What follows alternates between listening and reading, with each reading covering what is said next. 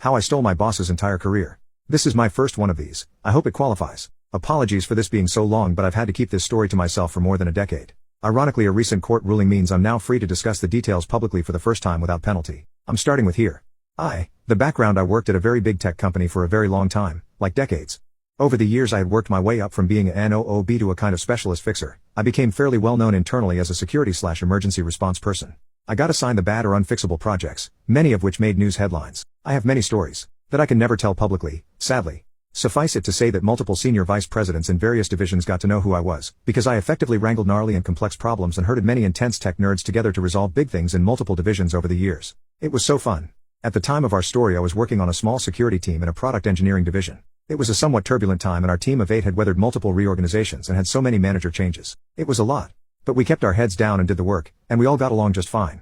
Sidebar, and relevant later, one of the better managers assigned to run our team immediately assigned me a huge and complicated and urgently important project to manage. It would involve people in 6 different divisions, had seriously big legal implications, and our senior VP wanted it to happen by an aggressive deadline within like 4 to 6 weeks. And my manager was leaving imminently on a long-planned vacation, so he apologetically would be away for the next 3 weeks and unable to assist. The project was to do something big and technical and which had never been done before, so no one was entirely sure how to do it, who all it would require, what steps in what order. Some of the key players had what we gently called difficult personalities, and by the way, it would definitely make international news and cause a ripple in the industry when we did it.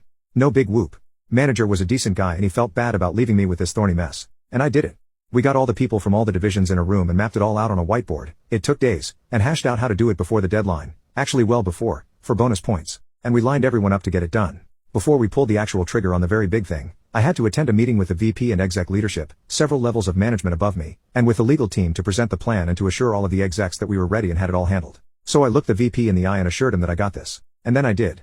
The team did the big thing sooner than the deadline. It was flawless. We rocked that.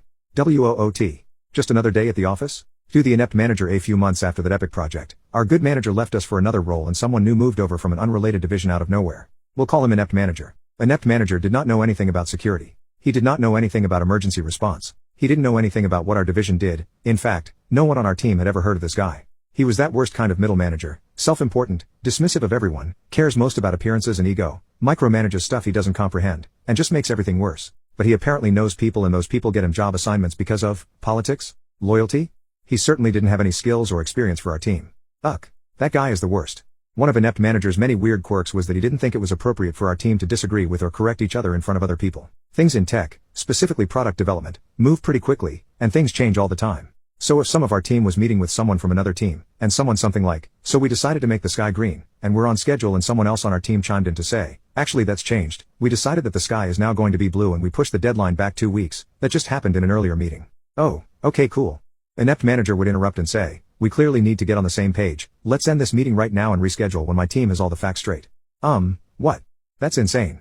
We'd literally never have any meetings if we waited until everyone knew all of the same information all the time. Other teams would routinely leave meetings with us with inaccurate info which affected release schedules, resources. It was just a mess. 3 inept manager hostility. Shortly after inept manager became our manager, he started being really hostile to me.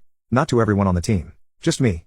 As far as I knew, I hadn't done or said anything to earn his hostility. Suddenly, after 20 plus years at this company, I could do nothing right. While this jerk didn't actually understand most of what my job was, he was sure I wasn't doing it right. And he was quick to tell me so, and often in front of others. To the point that my coworkers would take me aside to ask what was going on. I didn't know either. The thing is, I was the only woman on the team. And I have a disability. Now I've been through some things working in high tech over those decades. It was very much an old boys club back then. And, I was fine. I'm not one to claim discrimination at the drop of a hat or for no reason. However, when I was trying to piece together the cause of this dude's hostility, some of his comments were sexist and not at all subtle. He also didn't like that due to my disability, and frankly, my seniority. I was given one of the few offices with a door on it in our new building. The rest of our team was in open floor plan cubicles which everyone hated. He was incensed that I, a lowly direct report, and woman, got an office and he didn't. I had more seniority than just about anyone, so even without my disability I'd have scored the office ahead of him. Note that other men in our division got offices too, because again, seniority, and that bothered him less. But I was the only woman on our floor with a door, and I was his subordinate. His ego did not like it, not one bit. He threw a fit about it. Repeatedly. There were lots of other things he said. My favorite among them towards the end was him reprimanding me for my bad attitude in a meeting we just had. Inept manager had told me beforehand not to say anything during that meeting, because he was insisting on sharing incorrect information again and he knew I'd want to correct it. So I sat quietly and kept my eyes on the PowerPoint presentation or the floor nearly the whole time. When I asked him how I'd had a bad attitude when I hadn't said anything, as he'd requested, "I didn't like the look on your face." Okay dude. After realizing there was nothing I could do to make this guy happy with my work and to lose his hostility, I finally went to HR to go on the record. I knew they'd do F all about it, but I wanted to document it at least. Part 2 is out now.